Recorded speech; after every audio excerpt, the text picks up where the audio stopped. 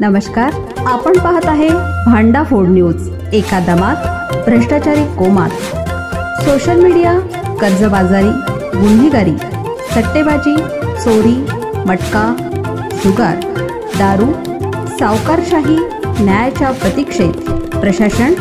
भांडाफोड news, एका दमात भ्रष्टाचारी कोमात। मिरजेत 55 वर्ष स्थायिक असणाऱ्या पंजाबी नागरिकांनी दाखवले मराठी भाषेचं प्रेम। मिरजेत गेली 55 वर्ष स्थायिक असणाऱ्या पंजाबी नागरिकांनी मिरजेत आपल्या मराठी भाषेचं प्रेम दाखवलंय।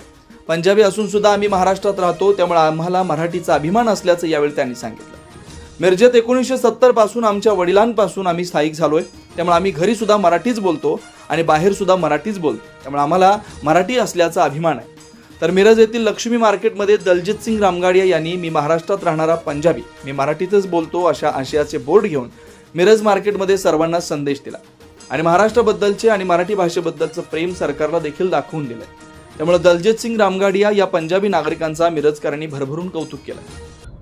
माझे वडील 1952 ला मुंबईला आले आणि मिरजेत 1970 पासून आम्ही मिरजेत स्थायिक आहे।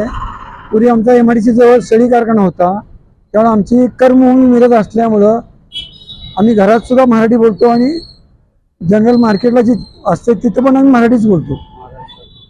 त्यामुळे महाराष्ट्रामध्ये राहिल्यामुळं आमची मातृभाषा ही मराठी झालेली आहे। भांडाफोड न्यूजसाठी उपसंपादक नजीर